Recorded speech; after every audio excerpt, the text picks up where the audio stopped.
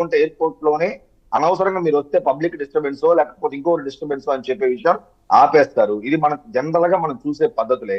నేనేమంటానంటే self declaration Jaganmohan Reddy గారు ఇవ్వరు సార్, ఎట్టి పరిస్థితులు ఆయన ఇవ్వరు.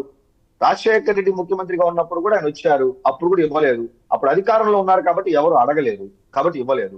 2014 నుంచి 19 వరకు ఆయన తిరుమలకి రాలేదు. 2012లో కాంగ్రెస్ ప్రభుత్వం ఉండింది కాబట్టి ఆ రోజు కూడా ఆయన ఇవ్వలేదు, డిక్లరేషన్ ఇవ్వలేదు. ఆయన సీఎం అయిన తర్వాత కూడా డిక్లరేషన్ ఆయన ఇవ్వలేదు. ఆయన డిక్లరేషన్ ఇవ్వడు, కరెక్టే. ఎందుకంటే ఆయన హిందువు అని ప్రూవ్ చేసుకో, నేను నేను హిందూ కాదు, నేను క్రిస్టియన్ అని ఎక్కడ కూడా జగన్మోహన్ రెడ్డి ఎక్కడ ప్రస్తావించలేదు. తిరుమలకు వచ్చినప్పుడు నామాలు పెట్టుకున్న సందర్భాలు కూడా ఉన్నాయి. సో అదొక డిఫరెంట్ కాంట్రవర్సీ. కాబట్టి ఈ రోజు ఖచ్చితంగా ఆ రోజు చంద్రబాబు నాయుడు గారు రైస్ చేశారు, ఇప్పుడు రైస్ చేస్తున్నారు, అన్ని పార్టీలు రైస్ చేస్తున్నారు సెల్ఫ్ డిక్లరేషన్ ఇవ్వాలని. నా లెక్క ప్రకారం జగన్మోహన్ రెడ్డి సెల్ఫ్ డిక్లరేషన్ అయితే మాత్రం ఇవ్వరు.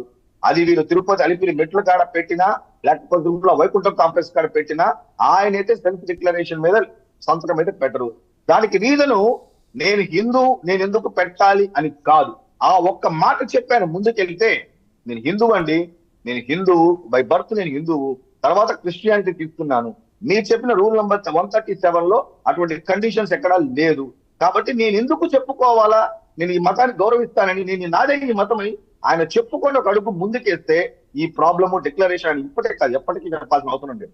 ప్రాబ్లం ఎక్కడొస్తుంది మనం చూస్తున్నాం, కళ్ళ ముందు చూస్తున్నాము. ఆయన డిఫరెంట్ వేదికల్లో ఆయన ఇంకొక రకంగా కనబడడం వల్ల అడుగుతున్నాం. కేఏపాల్ వస్తారు సార్, కేఏపాల్ డిక్లరేషన్ అడుగుతారు ఖచ్చితంగా. బ్రదర్ అనిల్ కుమార్ వస్తారు, ఖచ్చితంగా డిక్లరేషన్ అడుగుతారు. రీజన్ ఏంటంటే వాళ్ళు నోటెడ్. అలాగే మా ఊర్లో ఒక పాస్టర్ ఉంటారు, ఆయన తిరుమలకి వెళ్తారు, ఆయన అడగరు. కాబట్టి జగన్మోహన్ రెడ్డి గారికి హిందువుల మీద నిజంగానే ఎంత మాత్రం గౌరవం ఉన్నా, వెంకటేశ్వర స్వామి రూల్స్ ఏదైతే ఉందో దాన్ని పాటించాలని బేసిక్ కామన్ సెన్స్ ఉన్నా కానీ ఆయన రెండు స్టేట్మెంట్స్, నేను హిందూ కాబట్టి నేను డిక్లరేషన్ ఇవ్వను, నేను మతం వల్ల. ఇక్కడ ఒక ప్రస్తావన చేయాలి. పూరి జగన్నాథ స్వామి దర్శనానికి వెళ్ళినప్పుడు అప్పటి ప్రధానమంత్రి ఇందిరాగాంధీ గారిని నిర్ద్వంద్వంగా వాళ్ళ అమ్మ మిమ్మల్ని మేము అనుమతించము అని చెప్పేసి అక్కడ మహంతులే వెనక్కి పంపించేశారు. ఏం కాంప్రమైజ్ కాలా. అంటే ఒక్కో ఆలయానికి ఒక్కో ధర్మానికి కొన్ని సంప్రదాయాలు ఉంటాయండి. మనం మక్కాకి వెళ్తే కొన్ని ఫాలో అవ్వాలి, జెరూసలేం వెళ్తే కొన్ని ఫాలో అవ్వాలి. మనం ఎలా ఫాలో అవుతామో ఇతరులు కూడా అలాగే ఫాలో అవ్వాలి. ఇక్కడ అలాగే గురువాయూరప్ప టెంపుల్కి వెళ్తే చొక్కా తీసివేసి స్వామివారిని దర్శించుకోవాలి, దాన్ని ఫాలో అవ్వాలి. క్వశ్చన్ చేసి అదేదో రేషనల్ గా మాట్లాడినట్టు బిహేవ్ చేయడం కరెక్ట్ కాదు కదా. 100% సార్. మనం శబరిమలకి వెళ్తే కూడా సార్ ఇరుముడి ఉంటేనే 18 మెట్లు ఎక్కిస్తారు. ఇరుముడి కానీ పెట్టుకోలేదంటే మనం 18 మెట్లు ఎక్కడానికి ఒప్పుకోరు. శబరిమలలో కూడా ఒక రూల్ ఉంటుంది, మనం స్వామిని దర్శనం చేసుకోవచ్చు, బట్ 18 మెట్లు ఎక్కనివ్వాలి. 18 మెట్లు ఎక్కాలంటే రూల్ ఏంట్రా అంటే డెఫినెట్ గా నీ చేతులు ఇరుముడి ఉండాలని చెప్తారు. దాన్ని ప్రతి ఒక్కరు ఫాలో అవుతారు, దాన్ని ఎవరు దాన్ని తిరస్కరించరు. మీరు అన్నట్టు ఒరిస్సాలో కానీ చాలా టెంపుల్స్ లో నేను అదే అంటాను సార్. ఎందుకు సార్ ఈ రోజు కొన్ని జిల్లాలో లేకపోతే కొంత ప్రభుత్వానికి సపోర్టెడ్ గా వెంకటేశ్వర స్వామిని 24 గంటలు నిలబడుకొని డ్యూటీ చేస్తున్నారు సార్.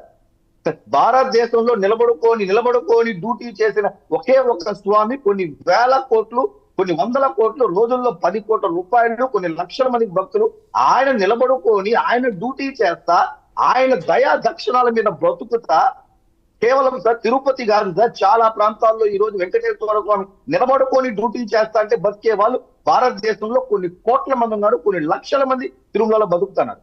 అలాంటప్పుడు అక్కడ విశ్వాసం సార్. ఇంకోటి, దీని హిందువులు పెట్టలేదు, ఇది టీటీడీ బోర్డు పెట్టలేదు. రూల్స్ అంతా కూడా మీరు అన్నట్టు 1810లో 1810లోనే ఈస్ట్ ఇండియా వాళ్ళు కంపెనీ వాళ్ళు తీసుకొచ్చిన రూల్స్ అండ్ రెగ్యులేషన్స్.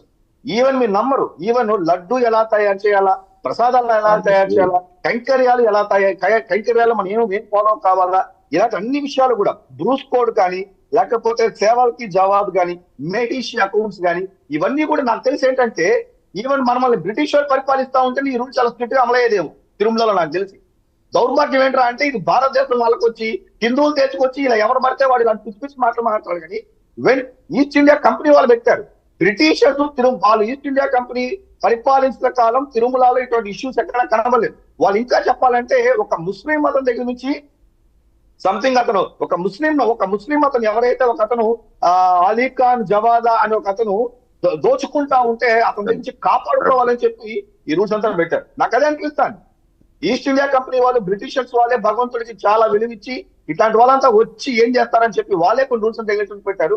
దౌర్భాగ్యం ఏంట్రా అంటే మనం ఆయన ప్రభుత్వంలో ఉంటూ ఆయన ప్రభుత్వంలో భాగస్వామ్యం చేస్తూ ఈ రోజు తిరుపతి చూడండి సార్, గరుడ వారధి కట్టుంటారు సార్, ప్రతి రూపాయి వెంకటేశ్వర స్వామి సార్, ప్రతి రూపాయి వెంకటేశ్వర స్వామి.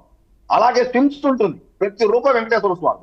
యూనివర్సిటీ ఉంటుంది, పద్మావతి యూనివర్సిటీ ఉంటుంది, ప్రతి రూపాయి వెంకటేశ్వర స్వామి. నేను అదే అంటాను, ఈ రోజు సెల్ఫ్ డిక్లరేషన్ జగన్ గారు ఖచ్చితంగా ఇవ్వాలి అని ఆయన ఇవ్వడు కాబట్టి నేను ఎందుకు అడుగుతాను? ఆయన ఇవ్వడు. జగన్మోహన్ రెడ్డి సెల్ఫ్ డిక్లరేషన్ ఒకసారి ఇవ్వడం తెలిసిన తర్వాత అడిగేవాడు మూర్ఖుడు చెప్పాలంటే.